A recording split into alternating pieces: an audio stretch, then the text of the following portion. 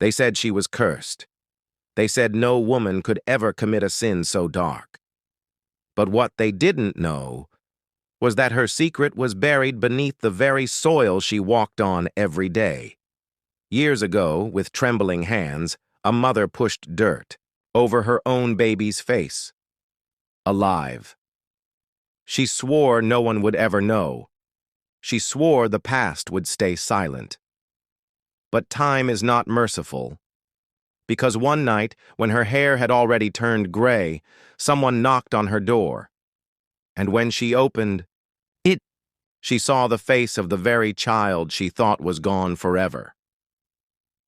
Her name was Adisa. To the world, she appeared like any other woman, wrinkles etched across her face, hands hardened by years of labor, and eyes that never stayed still, as if hunted by ghosts. But inside her heart lived a truth so unbearable that even silence seemed too loud. She carried it like a stone tied to her soul, a weight no one could see but one that dragged her deeper into the shadows of guilt every passing day. Adisa had not always been this way. Once, she was a young mother who held her baby close, whispering promises of safety and a bright future. But promises are fragile things in a world where hatred decides who lives and who suffers. Her child was born different. His skin carried a shade that made whispers rise in the air, whispers laced with cruelty. People said the father's blood was cursed. They spat words that cut deeper than knives, words that turned neighbors into judges and judges into executioners of dreams. Adisa fought to shield her baby from the cruelty outside her door. But each day, the stares grew sharper, the insults louder, the threats more venomous. She begged for compassion, for mercy, but mercy is a luxury denied to those society marks as unworthy. And when the night came, the night of her breaking, Adisa faced the kind of decision no mother should ever face. Her arms shook as she held the baby, listening to his soft breathing, memorizing every sound as though it were the last song she would ever hear. Tears burned her eyes, yet she did not stop. Fear pressed against her chest, whispering that if she didn't act, the world would. The baby was innocent, but innocence had no shield against hatred. In her despair, she convinced herself that burying him would be an act of twisted mercy, sparing him from a life of cruelty. And so, with soil beneath her nails and blood pounding in her ears, she did the unthinkable. She buried her child alive. From that moment, Adisa was no longer just a mother. She became a prisoner of her own secret. Every heartbeat reminded her of what she had done. Every sunrise brought with it the silent question, what if? She thought the past would fade, but the past has teeth. And it was only a matter of time before it came knocking. The years passed, but time did not heal Adisa. Time only sharpened the edges of her memory. Each night, when darkness settled and silence blanketed the world, she lay awake, hearing echoes that no one else could hear. Faint cries drifted through her mind. Cries of the baby she had covered with soil, cries that clawed their way into her dreams. She would wake trembling, sweat soaking her clothes, her throat raw from screaming silently into the night. She told herself it was punishment. That the earth itself was alive with her child's muffled voice, rising through the soil like smoke, following her wherever she went. And during the day, when others spoke of ordinary things, she felt their eyes linger on her longer than necessary.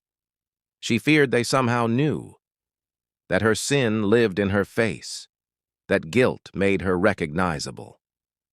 She became quiet, moving through life like a shadow, existing but never truly alive. Yet the cruelty of the world did not fade when her baby disappeared. The same people who had once hurled insults at her now mocked her for being alone. Some whispered that her child had been taken by spirits. Others claimed the gods had punished her bloodline. Every word reminded her of the truth she dared not speak. She wore her silence like armor, but inside, Her soul bled endlessly. The injustice of it all haunted her. Why was love forbidden because of skin? Why was a child born innocent condemned before he could even open his eyes to the world?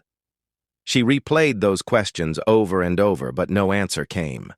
And when she passed children playing in the fields, laughter spilling from their lips, her chest twisted with a pain too heavy to name.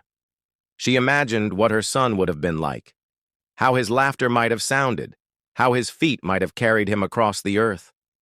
But in her imagination, he was always running away from her. Adisa's guilt grew into rituals. She visited the place where she had buried him, whispering apologies into the ground as though the soil could hear. Sometimes she left food. There, water, even toys stolen from neighbors.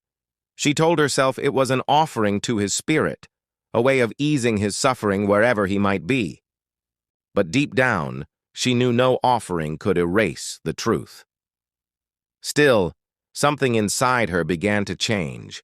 Her body aged, but her mind carried a strange fire, a constant fear that the past was not buried as deeply as she had hoped. She noticed shadows moving where there should have been none. She heard footsteps behind her on nights when the road was empty. She saw faces in the crowd that resembled her baby's, older, stronger, staring with silent accusation. This breaking point came on a stormy evening. Rain hammered her roof. Thunder cracked like the voice of judgment itself. Adisa sat by the fire, her hands trembling so badly she spilled her drink across the floor.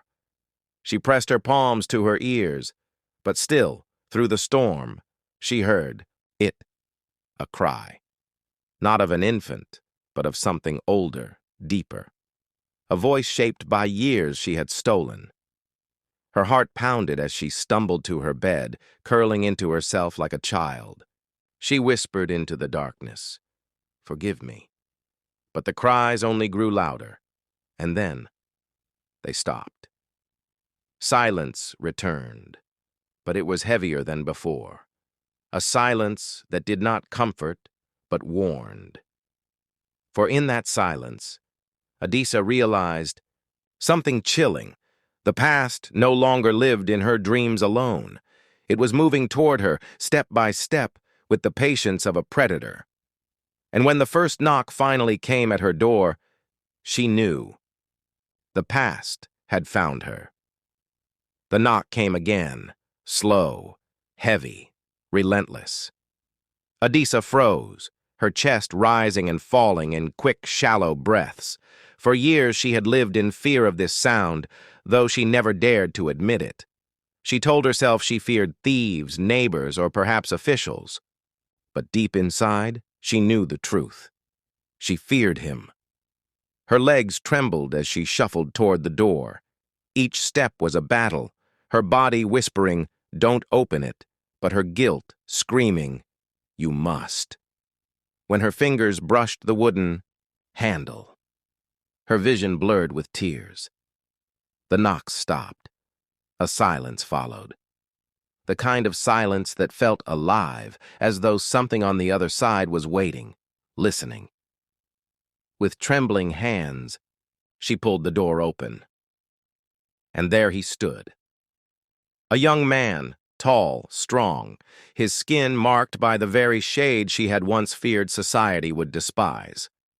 His eyes pierced through the darkness, eyes that seemed far too familiar, eyes that carried the weight of both innocence and accusation. Adisa's throat closed. She staggered back as though struck, her hands clutching her chest. The young man said nothing. He did not need to. His silence was louder than thunder, his presence heavier than years of nightmares. For in his face she saw the impossible truth. The same curve of lips, the same lines in the brow, the same unspoken question in his gaze. Why?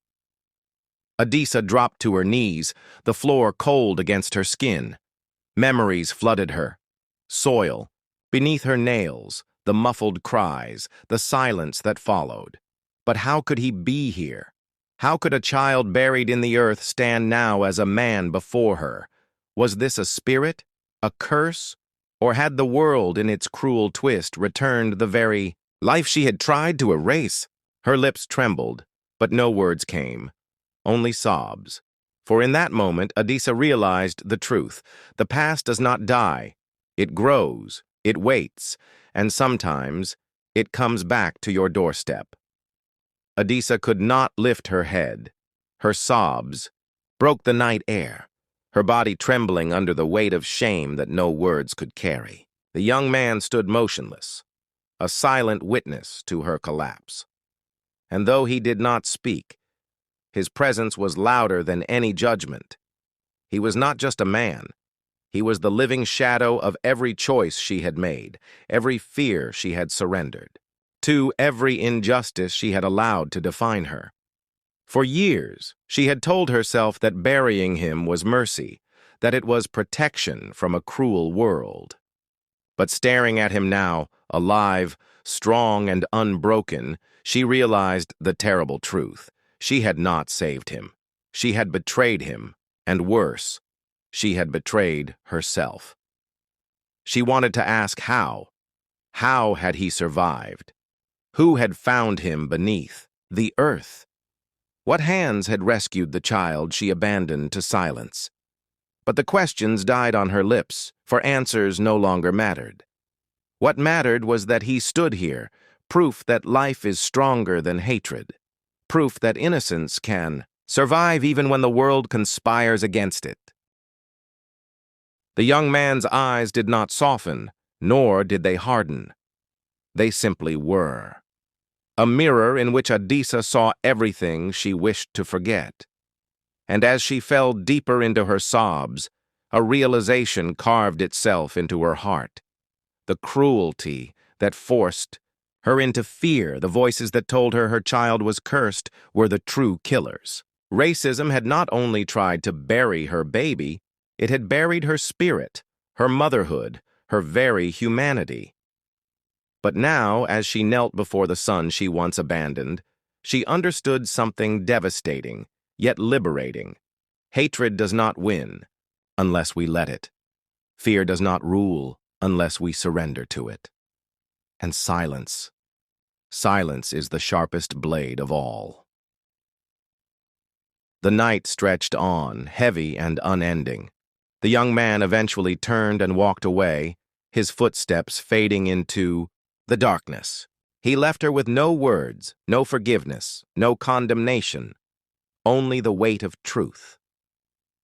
Adisa collapsed at her doorway, staring into the soil beneath her hands. The same soil that had once hidden her sin now held her final lesson. She whispered into the night, not to her son, but to the world. Never let fear decide for you. Never let hatred bury what love has given. And then came the question that lingered in the air, pressing against every heart that heard her story. If fear demanded the life of someone you loved, would you surrender, or would you fight for them no matter the cost?